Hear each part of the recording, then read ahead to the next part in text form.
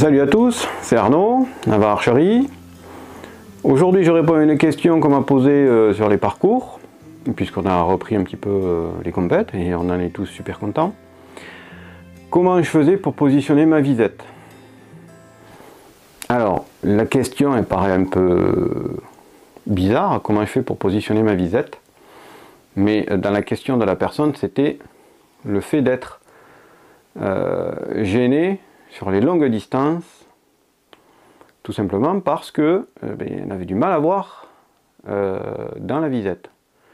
C'est normal, parce que je lui ai posé la question, comment tu fais pour la régler? Je me mets à 10 mètres et je l'aligne en face de mon œil.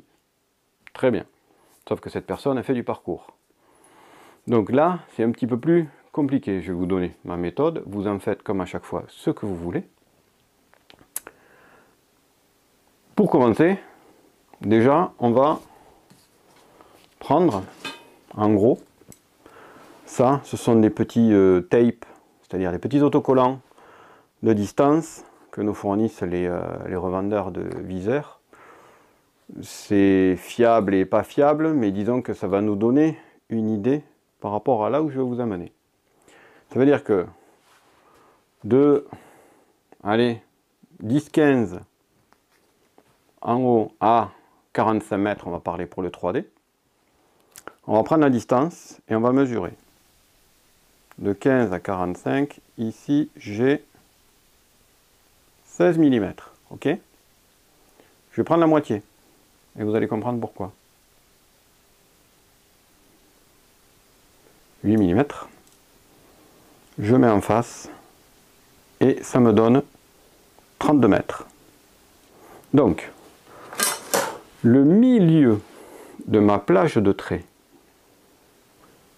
de 10 à 45, c'est 32 mètres. Ça va me servir à quoi?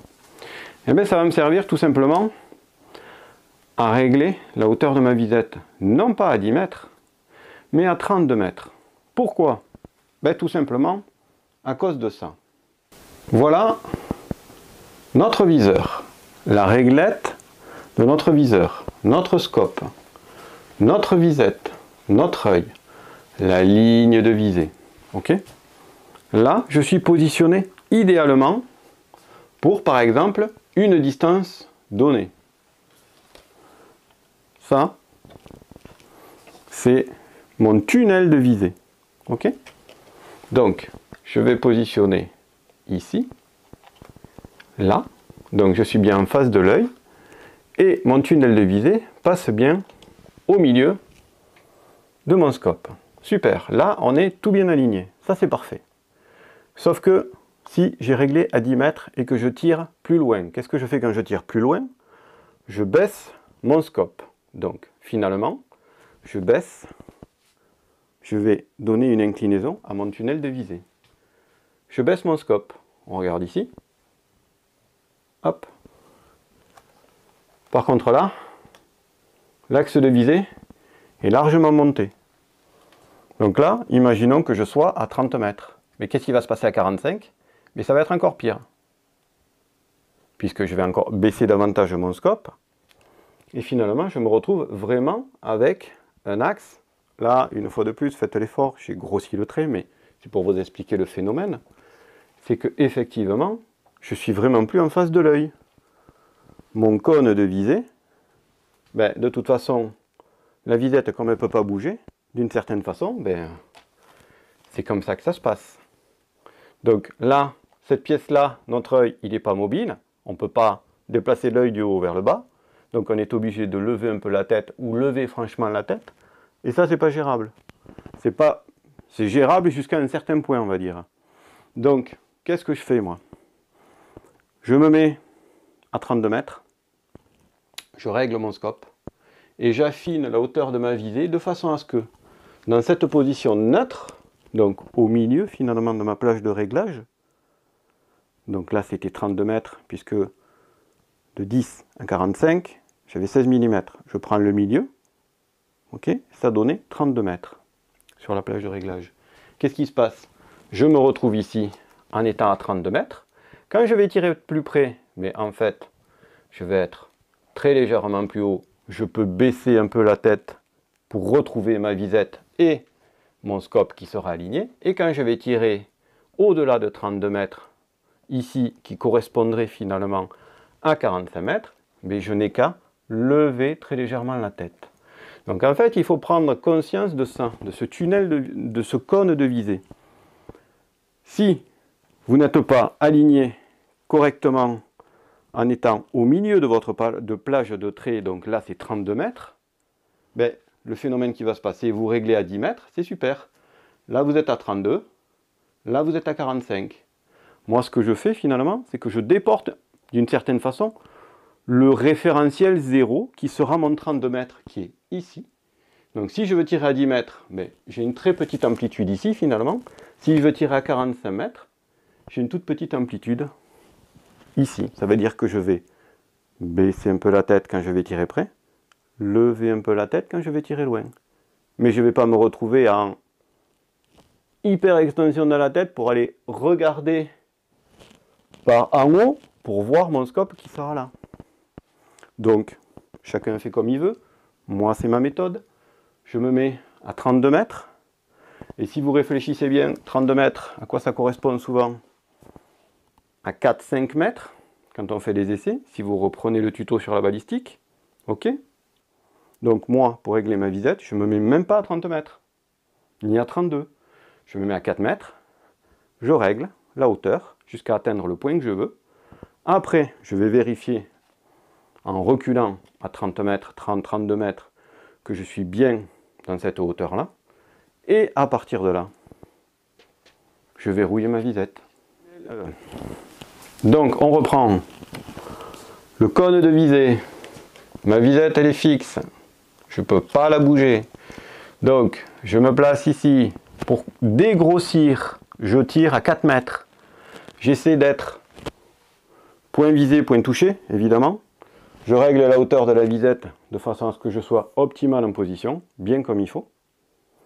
Ensuite, je vais à 30-32 mètres. Je vérifie plus ou moins que le point qui était à 4 mètres correspond à peu près aux 32 mètres que j'avais.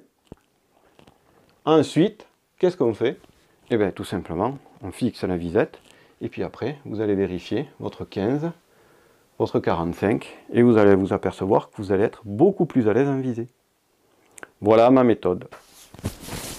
Voilà, j'espère avoir été relativement clair.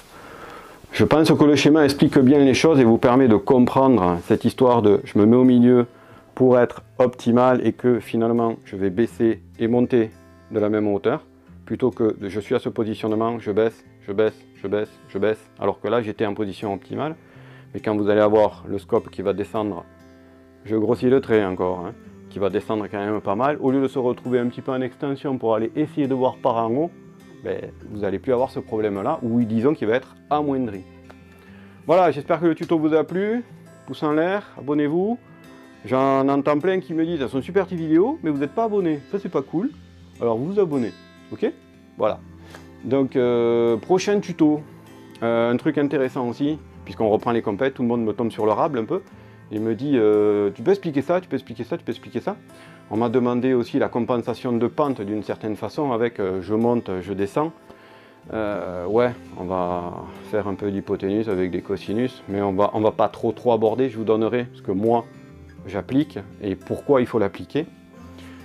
Et le prochain tuto, ça va être plutôt, ça va être bizarre, mais ça va vous permettre de comprendre certaines choses aussi sur ma façon d'équilibrer mon arc et pourquoi je l'équilibre comme ça par rapport à éventuellement l'équilibrage que je pourrais mettre sur un arc pour de la cible pure et dure.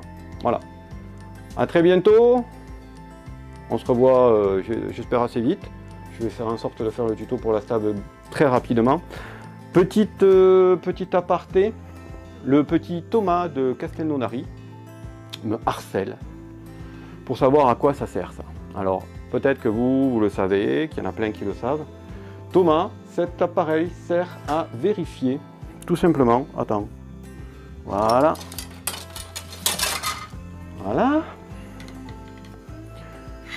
on le positionne comme ceci, et en fait, on fait tourner la flèche comme ça, pour vérifier que la pointe est bien dans l'axe. C'est ce qu'on fait aussi en la faisant tourner dans la main pour vérifier si elle vibre, comme ceci. Bon, mais là, en fait, on a ça. On peut s'en servir pour des flèches de compétition. Je ne suis pas sûr qu'on sente bien les choses. Par contre, ça sert, moi, je m'en sers principalement pour vérifier que sur mes flèches de chasse, ma lame est bien alignée. Parce que des fois, elle peut tourner, la lame peut tourner comme ceci au lieu de tourner sur son axe. Voilà, ça évite d'avoir des vols tout pourris. Voilà Thomas, à quoi ça sert. J'espère que tu m'offriras un petit truc à boire à ton concours de Scassel Nodari très prochainement. Voilà, allez, à bientôt.